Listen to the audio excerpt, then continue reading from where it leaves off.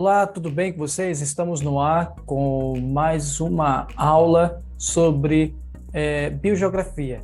Hoje está sendo a última aula e o próximo vídeo será um simulado de questões que caem no Enem e vestibulares sobre a temática da biogeografia. Aqui que vos fala é o professor J. Natson. Estamos com a aula de evolução histórica da legislação ambiental. Você que está acompanhando pelo Instagram, a aula com slide, com fundo da imagem, em breve estará no canal do professor J. Natson. Muito bem, vamos lá.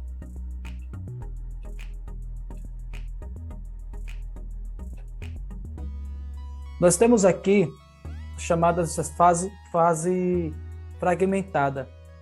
Do lado aqui da imagem você consegue ver uma chácara, ele diz assim: você viu as últimas notícias de que o planeta todo está sofrendo por causa das agressões ao meio ambiente?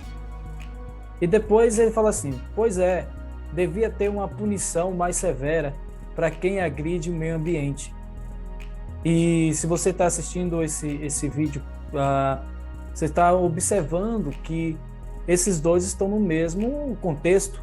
Eles estão desmatando, fazendo um trabalho, e eles estão comentando de algo que como se eles não tivessem inserido nisso, mas na verdade está, tá? Na verdade eles estão. E aqui nós temos aqui, ó, o primeiro momento histórico que nos diz respeito à legislação ambiental brasileira é aquele descrito como do descobrimento até aproximadamente a década de 30, sendo chamada da fase fragmentária. Essa fase é caracterizada pela não existência de uma preocupação com o meio ambiente. De fato, a preocupação com o meio ambiente ela veio a existir após a Revolução Industrial. No século XX, de forma mais precisa, posso falar para você que no século XX que houve essa maior preocupação, tá? Várias conferências, congressos que aconteciam. Mas isso não quer dizer que no início não havia essa preocupação como se tem hoje. Havia sim uma preocupação, só que não era uma preocupação de caráter internacional. A preocupação com o meio ambiente hoje em dia é uma preocupação como posso dizer, uma preocupação internacional, tá? Da legislação ambiental desse período, afirmando que o esbulho do patrimônio natural e a privatização do meio ambiente eram muito comuns nesses períodos. Privatização do meio ambiente é o seguinte: você tem um espaço, por exemplo, no passado também nós tínhamos o chamado lei de terras, né? Quem chegasse primeiro tomava conta daquela terra. E foi mudando a lógica de ocupação do espaço geográfico durante os anos. Mas tem um período que era assim, tá? E a preocupação com o meio ambiente, ela não havia tanto. Então, essa é a fase fragmentária, que vai do período do descobrimento até as décadas de 30, tá? 1930. Vamos seguindo. Aqui nós temos ordenações afonsinas, tá? Nas ordenações afonsinas, na época do descobrimento, vigorava em Portugal as ordenações afonsinas, cujo trabalho de compilação foi concluído no ano de 1944, durante o reinado de Dom Afonso IV. E a gente sabia que o Brasil era a colônia de Portugal, né? Então, muitas das leis que existiam no Brasil vinha da coroa, né? E é possível encontrar nas ordenações afonsinas algumas referências à preocupação com o meio ambiente, a exemplo do dispositivo que tipificava como crime e injúria ao rei o corte de árvores frutíferas. Vocês estão vendo aí jaqueira, né, o pé de cacau, qualquer tipo de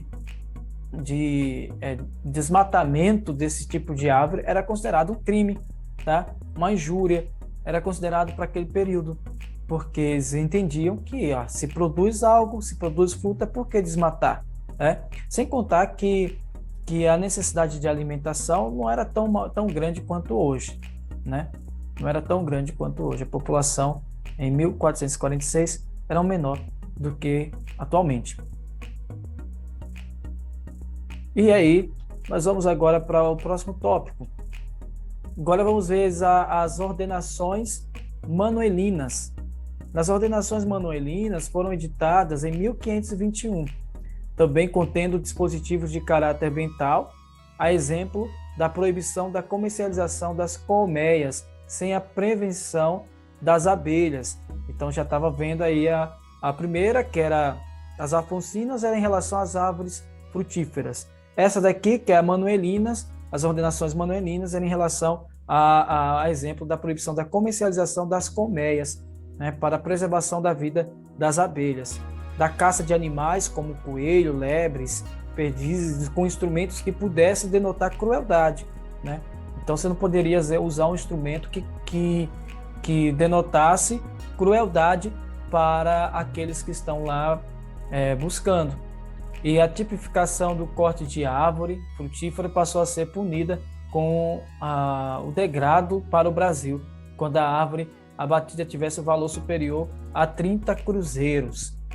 Então, juntou a questão das árvores, tá? E também a questão das colmeias. Essa aqui era a ordenação manuelinas. Nós vamos olhar agora, tinha deixado aqui, né? Eu poderia vir para cá, ó. Mas agora eu vou para cá, vou voltar para cá. Vamos lá. Aí agora nós temos as ordenações filipinas. Nas ordenações filipinas, aqui nas ordenações filipinas, nós tínhamos como exemplo aqui a ordenação editadas durante o período em que o Brasil passou para o domínio espanhol. Proibia que jogasse na água qualquer material que pudesse matar os peixes e suas criações e que sujasse os rios e os lagos. É importante enfatizar aqui para vocês que todas essas ordenações foram antes do século XX, e mostrando que já havia uma certa preocupação com o meio ambiente. A diferença da preocupação com o meio ambiente de antes com a de hoje é que a preocupação com o meio ambiente hoje em dia é uma preocupação internalizada, uma preocupação internacionalizada, uma preocupação em que precisa haver vários países agindo em conjunto, né? Como a Rio 92, que foi uma conferência que aconteceu para tratar de questões do meio ambiente, né? ECO, as reuniões do ECO, enfim. Então aqui nós estamos aqui, nós vemos uma preocupação em relação aos animais, né? Que tem a questão da caça, que você não podia pegar qualquer tipo de animal com um instrumento que denotasse crueldade, nem na comercialização das colmeias de abelha, nem desmatar árvores frutíferas. Tudo isso aí já era considerado lei aqui, aqui no Brasil e Portugal também. A tipificação de árvores frutíferas é mantida, prevendo-se como pena, né, definitiva para o Brasil, tá?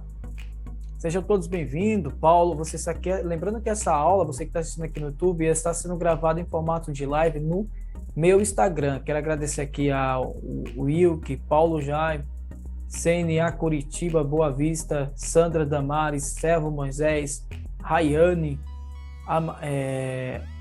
a Mauri também. Agradecer a vocês que estão aí.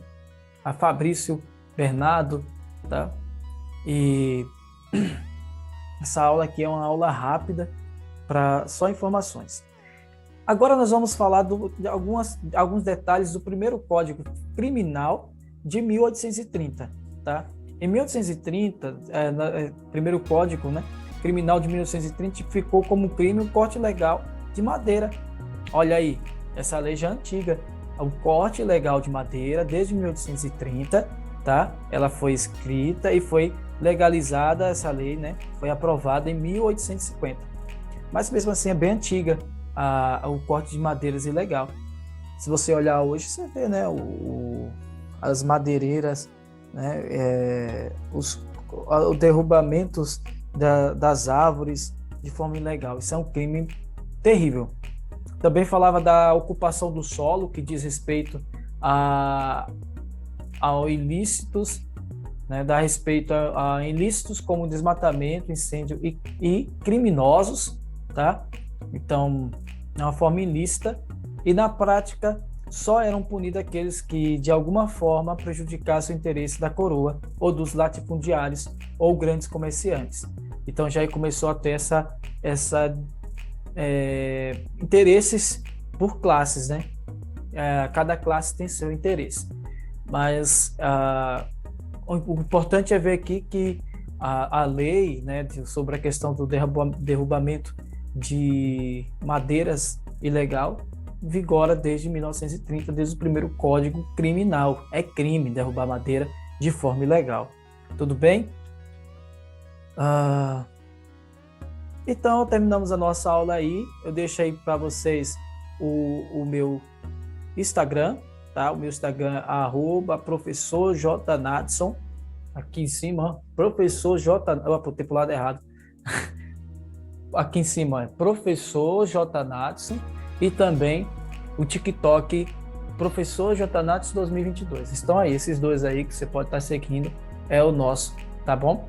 Fica com Deus, até a próxima. Tchau, tchau e até mais.